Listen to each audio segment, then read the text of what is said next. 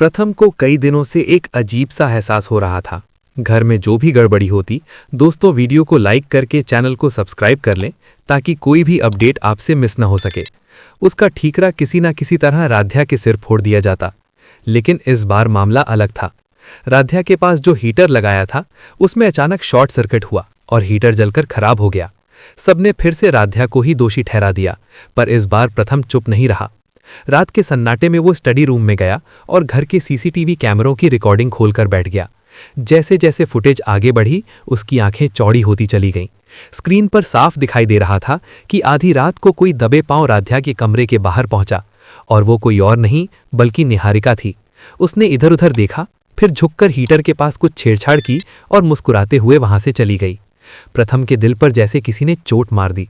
उसे विश्वास नहीं हो रहा था कि जिस दोस्त पर वो आंख बंद करके भरोसा करता था, वही इतनी बड़ी साजिश रच सकती है। अगली सुबह उसने बिना किसी को बताए पूरा फुटेज अपने लैपटॉप में सेव कर लिया। नाश्ते के समय जब सभी हॉल में इकट्ठा थे, प्रथम ने गंभीर आवाज में सबको बुलाया। निहारिका भी मासूम चेहरा बनाकर सोफे पर बैठ गई। तभी प्रथम ने लैपटॉप स्क्रीन सबके सामने घुमा दी। वीडियो चलते ही कमरे में सन्नाटा छा गया। दादी की आंखें फैल गईं। ओमकार ने अविश्वास से स्क्रीन की ओर देखा और निहारिका का चेहरा धीरे धीरे पीला पड़ने लगा। ये क्या है निहारिका? प्रथम की आवाज इस बार शांत थी, लेकिन उसमें गहरी चोट थी। निहारिका ने पहले तो बहाना बनाया कि वीडियो एडिट किया गया है, लेकिन जैसे ही टाइम स्टैम्प और अलग अलग एंगल की फुटेज दिखाई गई, उसका झूठ कमजोर पड़ने लगा। तभी राध्या आगे आई। सबको लगा वो निहारिका के खिलाफ बोलेगी, पर उसने कहा, पहले इनसे पूछिए कि इन्होंने ऐसा क्यों किया। ये सुनकर सभी चौंक गए।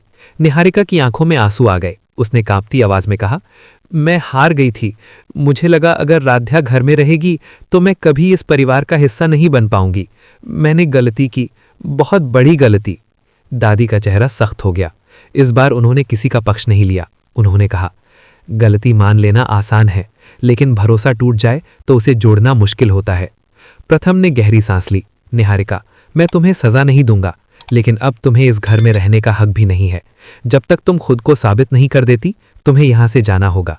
ये सुनते ही निहारिका टूट गई। उसने पहली बार महसूस किया कि चालाकी से जीती हुई लड़ाई असल में हार होती है। राध्या चुपचाप खड़ी रही। उसकी आंखों में न गुस्सा था, न जीत की खुशी, सिर्फ एक सच्चाई की शांति थी।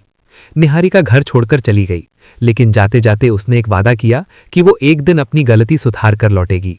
अब सवाल ये था, क्या निहारिका सच में बदलेगी? क्या प्रथम कभी उसे माफ कर पाएगा? और क्या इस घटना के बाद घर का माहौल फिर पहले जैसा हो पाएगा? कहानी में नया मोड़ अभी बाकी है। अगर आप भी राध्या को सपोर्ट करना चाहते हैं तो वीडियो को लाइक करके चैनल को सब्सक्राइब करना न भूलें और कमेंट में आई सपोर्ट राध्या जरूर लिखें।